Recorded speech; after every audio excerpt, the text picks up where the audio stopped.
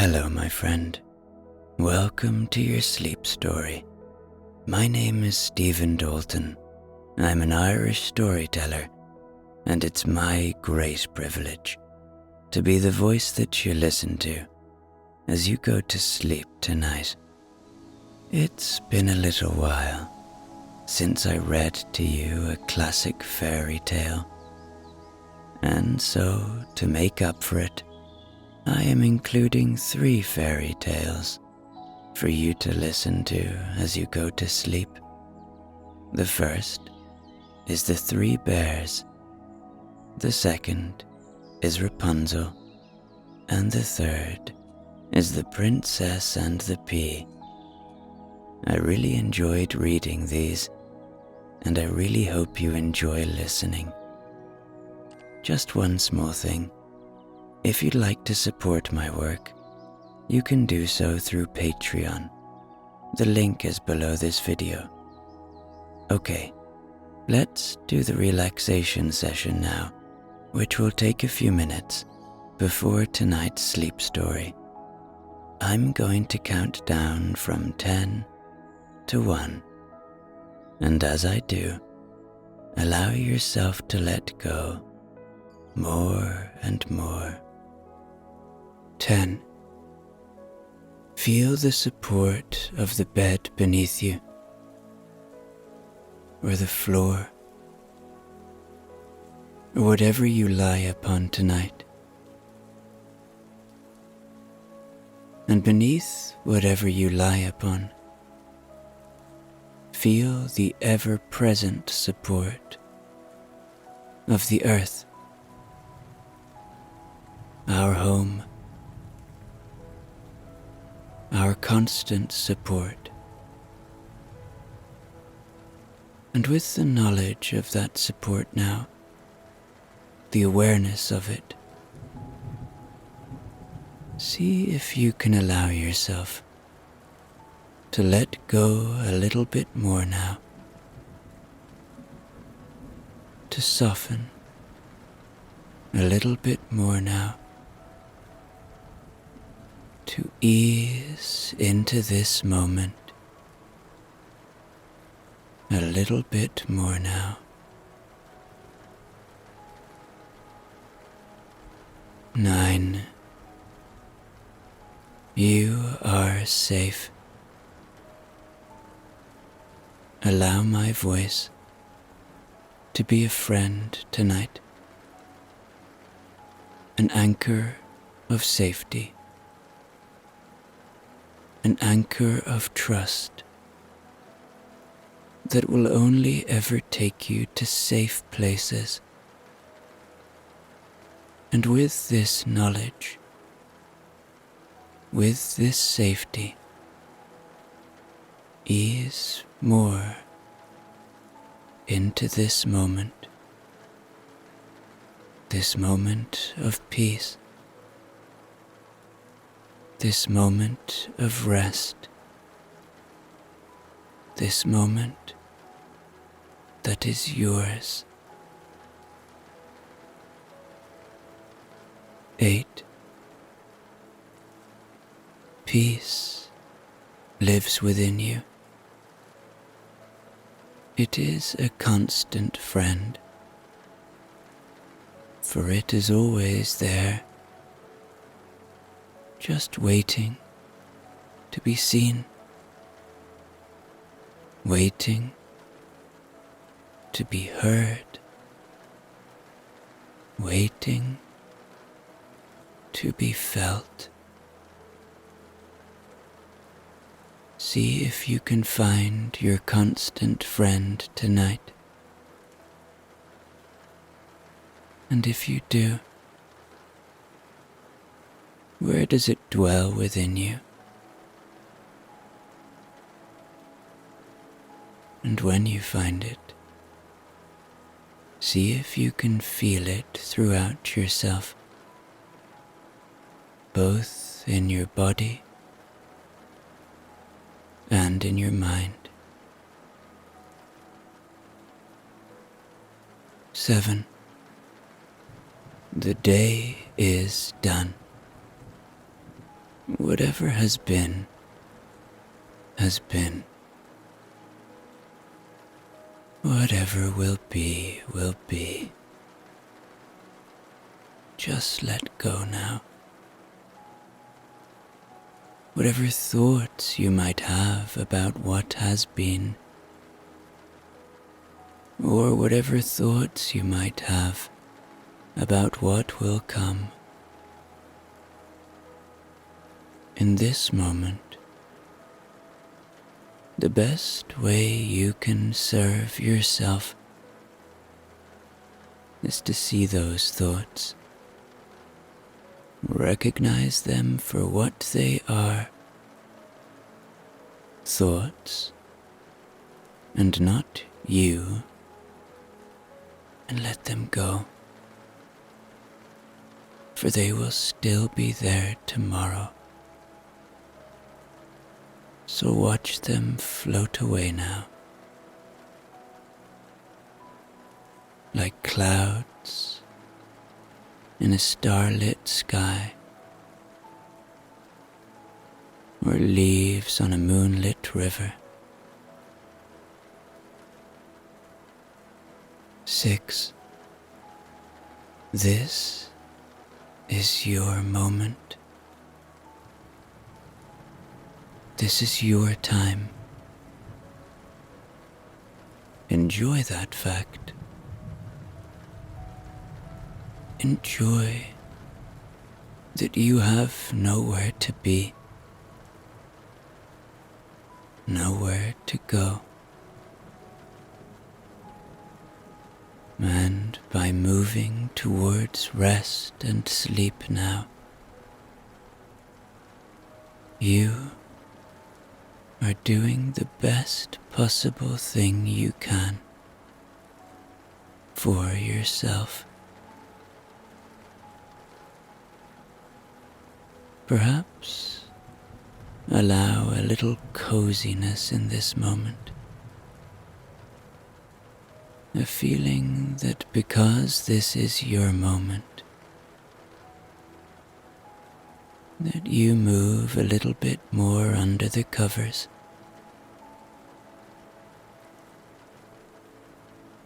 a little bit more of a feeling of warmth.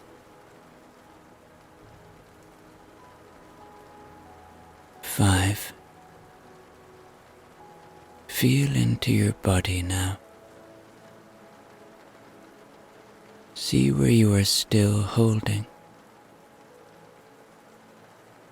Maybe it's in your feet. Maybe it's in your lower legs.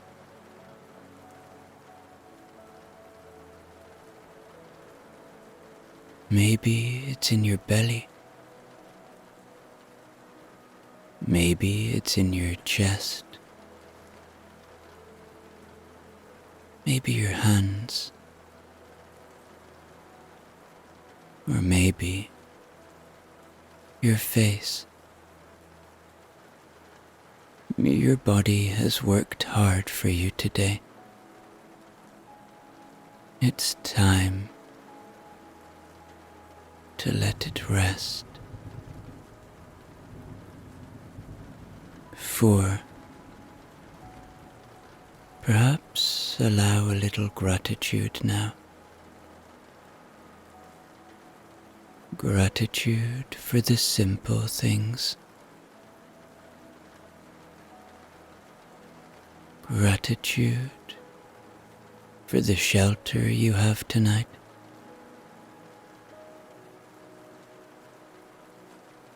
Gratitude for life. Gratitude for those you care about.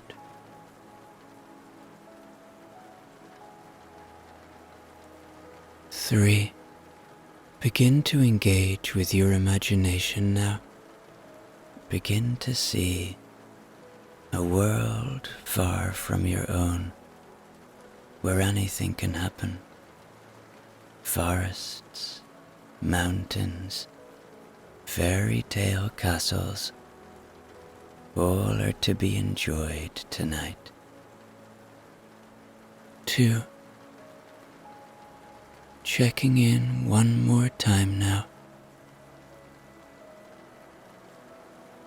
Releasing any tension. And 1. Completely letting go now. As I tell you tonight's sleep story. The story of the 3 bears.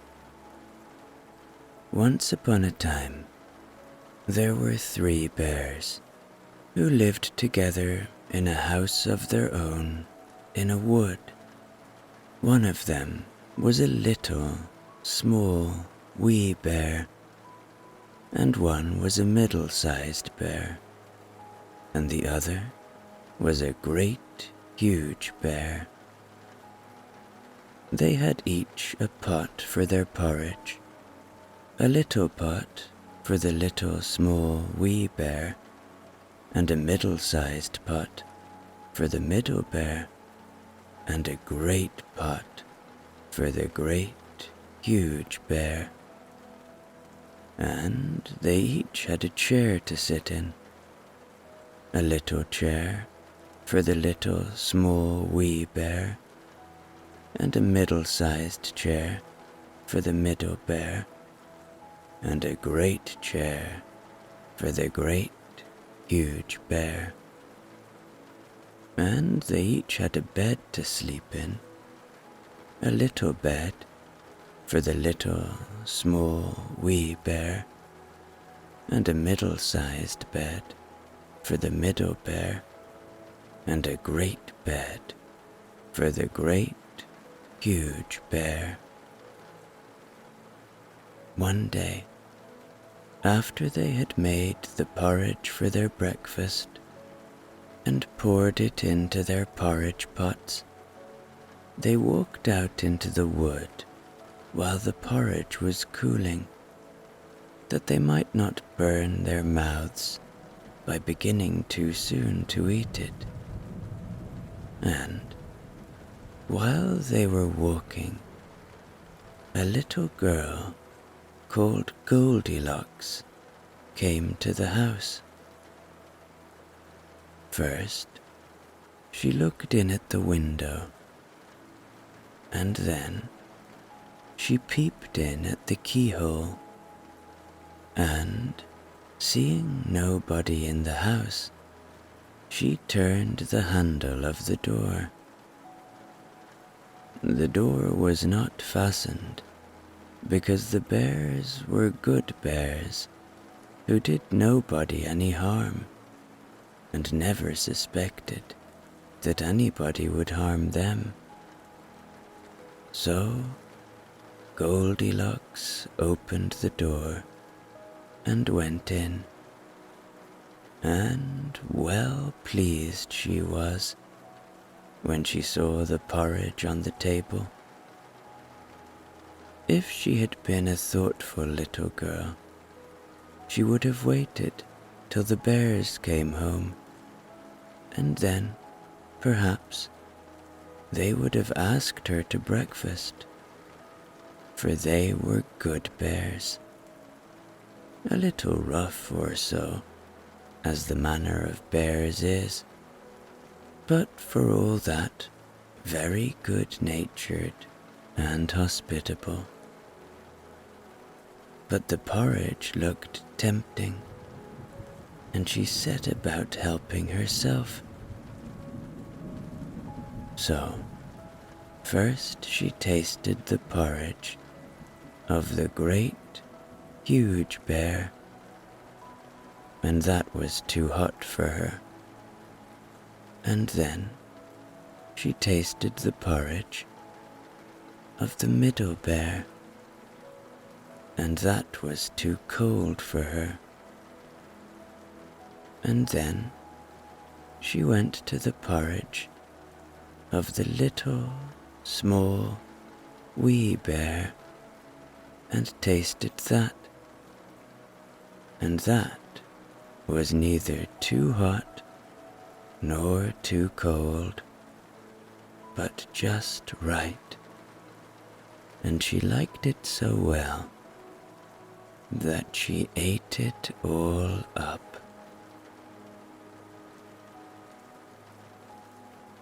Then Goldilocks sat down in the chair of the great, huge bear, and that was too hard for her. And then she sat down in the chair of the middle bear, and that was too soft for her. And then she sat down in the chair of the little, small, wee bear, and that was neither too hard nor too soft, but just right. So she seated herself in it, and there she sat till the bottom of the chair came out, and down she came, plump upon the ground. Then Goldilocks went upstairs into the bedchamber in which the three bears slept, and first she lay down upon the bed of the great, huge bear, but that was too high at the head for her. And next she lay down upon the bed of the middle bear, and that was too high at the foot for her. And then she lay down upon the bed of the little, small, wee bear, and that was neither too high at the head nor at the foot, but just right.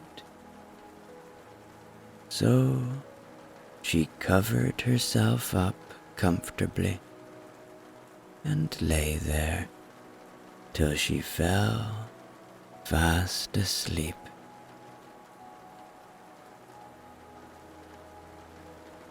By this time, the three bears thought their porridge would be cool enough, so they came home to breakfast.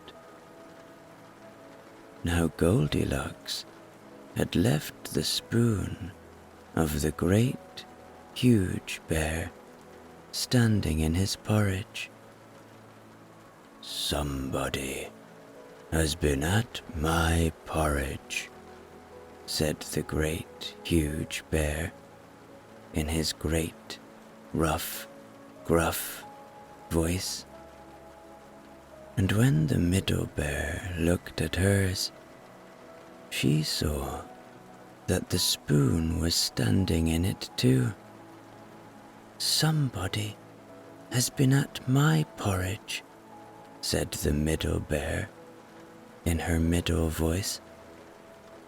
Then the little, small, wee bear looked at his, and there was the spoon in the porridge pot, but the porridge was all gone. "Somebody has been at my porridge and has eaten it all up," said the little, small, wee bear in his little, small, wee voice. Upon this, the three bears, seeing that someone had entered their house and eaten up the little, small, wee bear's breakfast, began to look about them. Now Goldilocks had not put the hard cushion straight when she rose from the chair of the great, huge bear. "Somebody has been sitting in my chair," said the great, huge bear, in his great, rough, gruff voice. And Goldilocks had squatted down the soft cushion of the middle bear. "Somebody has been sitting in my chair," said the middle bear, in her middle voice. And you know what Goldilocks had done to the third chair. "Somebody has been sitting in my chair and has sat the bottom out of it," said the little, small wee bear, in his little, small wee voice. Then the three bears thought it necessary that they should make farther search. So they went upstairs into their bedchamber. Now, Goldilocks had pulled the pillow of the great, huge bear out of its place. "Somebody has been lying in my bed," said the great, huge bear, in his great, rough, gruff voice. And Goldilocks had pulled the bolster of the middle bear out of its place. "Somebody has been lying in my bed," said the middle bear, in her middle voice. And when the little, small, wee bear came to look at his bed, there was the bolster in its place, and the pillow in its place upon the bolster, and upon the pillow was the head of Goldilocks, which was not in its place, for she had no business there. "Somebody has been lying in my bed, and here she is," said the little, small wee bear, in his little, small wee voice. Goldilocks had heard in her sleep the great, rough, gruff voice of the great, huge bear, and the middle voice of the middle bear. But it was only as if she had heard someone speaking in a dream. But when she heard the little, small, wee voice of the little, small, wee bear, it was so sharp and so shrill that it awakened her at once. Up she started, and when she saw the three bears on one side of the bed, she tumbled herself out at the other and ran to the window. Now the window was open because the bears, like good, tidy bears as they were, always opened their bedchamber window when they got up in the morning. Out Goldilocks jumped and ran away as fast as she could run, never looking behind her. And what happened to her afterwards, I cannot tell. But the three bears never saw anything more of her. Rapunzel. There once lived a man and his wife who had long wished for a child, but in vain. Now, there was at the back of their house a little window which overlooked a beautiful garden full of the finest vegetables and flowers. But there was a high wall all round it, and no one ventured into it, for it belonged to a witch of great might, and of whom all the world was afraid. One day, when the wife was standing at the window and looking into the garden, she saw a bed filled with the finest rampion, and it looked so fresh and green that she began to wish for some, and at length she longed for it greatly. This went on for days, and as she knew she could not get the rampion, she pined away and grew pale and miserable. Then the man was uneasy and asked, "What is the matter, dear wife?"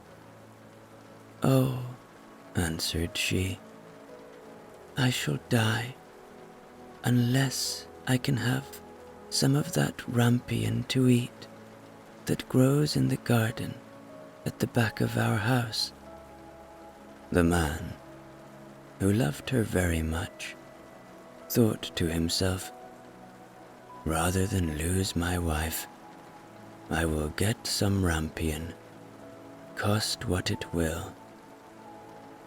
So, in the twilight, he climbed over the wall into the witch's garden, plucked hastily a handful of rampion, and brought it to his wife. She made a salad of it at once, and ate of it to her heart's content. But she liked it so much, and it tasted so good, that the next day she longed for it thrice as much as she had done before. If she was to have any rest, the man must climb over the wall once more. So he went in the twilight again, and as he was climbing back, he saw, all at once, the witch standing before him, and was terribly frightened as she cried with angry eyes, "How dare you climb over into my garden like a thief and steal my rampion? It shall be the worse for you." "Oh," answered he, "be merciful rather than just. I have only done it through necessity, for my wife saw your rampion out of the window and became possessed with so great a longing that she would have died if she could not have had some to eat." Then the witch said, "If it is all as you say, you may have as much rampion as you like, on one condition: the child that will come into the world must be given to me. It shall go well with the child, and I will care for it like a mother."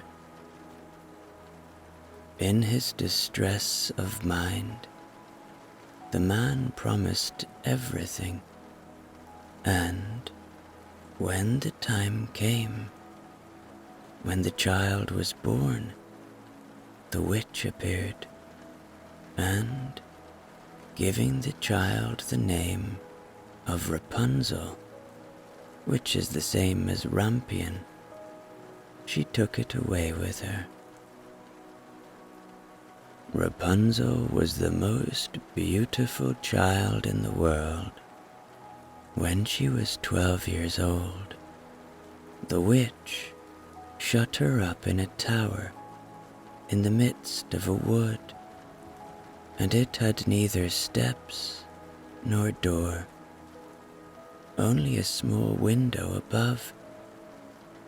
When the witch wished to be let in, she would stand below and would cry, "Rapunzel, Rapunzel, let down your hair." Rapunzel had beautiful long hair that shone like gold. When she heard the voice of the witch, she would undo the fastening of the upper window, unbind the plaits of her hair, and let it down 20 ells below, and the witch would climb up by it. After they had lived thus a few years, it happened that as the king's son was riding through the wood, he came to the tower, and as he drew near, he heard a voice singing so sweetly that he stood and listened. It was Rapunzel, in her loneliness, trying to pass away the time with sweet songs. The king's son wished to go into her and sought to find a door in the tower, but there was none. So he rode home, but the song had entered into his heart, and every day he went into the wood and listened to it. Once, as he was standing there under a tree, he saw the witch come up and listened while she called out, "Oh, Rapunzel, Rapunzel, let down your hair." Then he saw how Rapunzel let down her long tresses, and how the witch climbed up by them and went into her. And he said to himself, "Since that is the ladder, I will climb it and seek my fortune." And the next day, as soon as it began to grow dusk, he went to the tower and cried, "Oh, Rapunzel, Rapunzel, let down your hair." And she let down her hair, and the king's son climbed up by it. Rapunzel was greatly terrified when she saw that a man had come into her, for she had never seen one before. But the king's son began speaking so kindly to her, and told her how her singing had entered into his heart, so that he could have no peace until he had seen her herself. Then Rapunzel forgot her terror, and when he asked her to take him for her husband, and she saw that he was young and beautiful, she thought to herself. I certainly like him much better than old Mother Gothel. And she put her hand into his hand, saying, I would willingly go with you, but I do not know how I shall get out. When you come, bring each time a silken rope, and I will make a ladder, and when it is quite ready, I will get down by it out of the tower, and you shall take me away on your horse. They agreed that he should come to her every evening, as the old woman came in the daytime.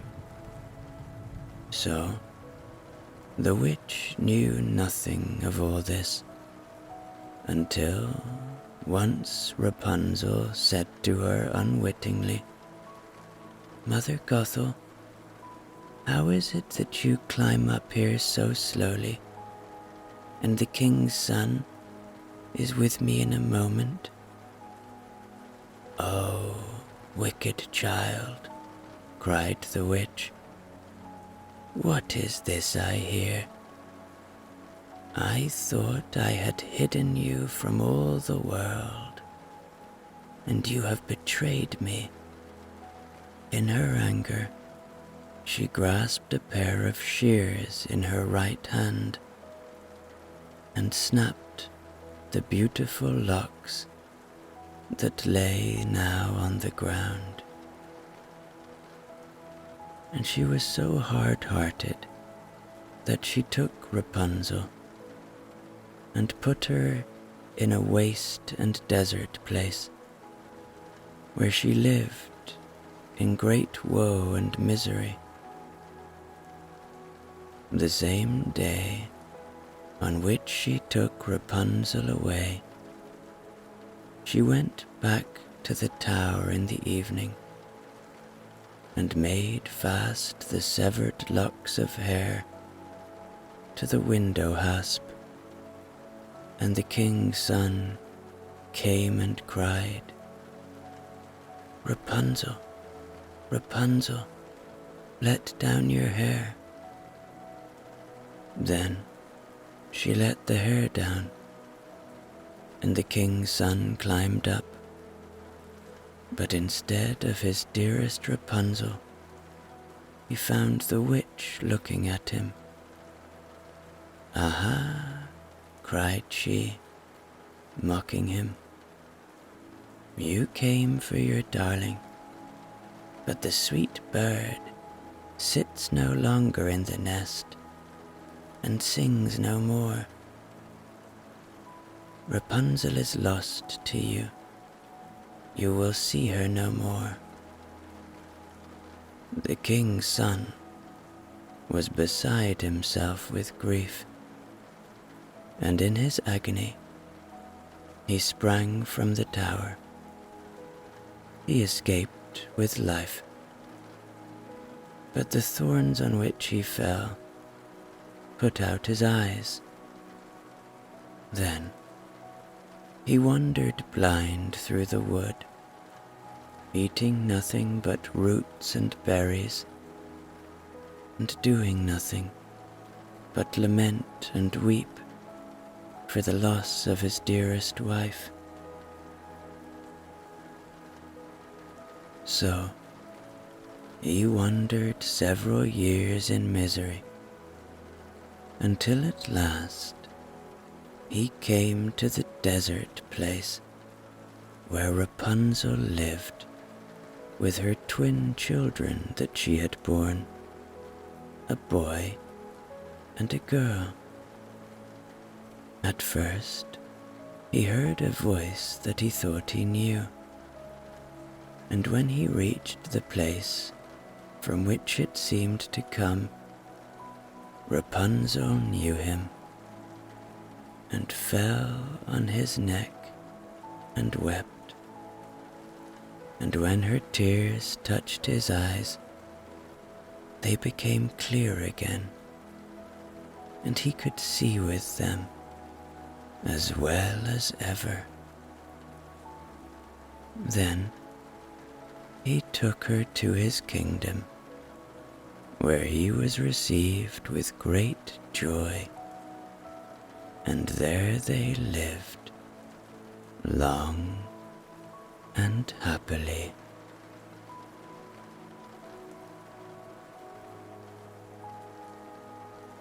The Princess and the Pea. There once was a prince who wanted to marry a princess, but she must be a real princess, mind you. So he traveled all round the world, seeking such a one. But everywhere, something was in the way. Not that there was any lack of princesses, but he could not seem to make out whether they were real princesses. There was always something not quite satisfactory. Therefore, home he came again, quite out of spirits, for he wished so much to marry a real princess. One evening, a terrible storm came on. It thundered and lightninged, and the rain poured down. Indeed, it was quite fearful.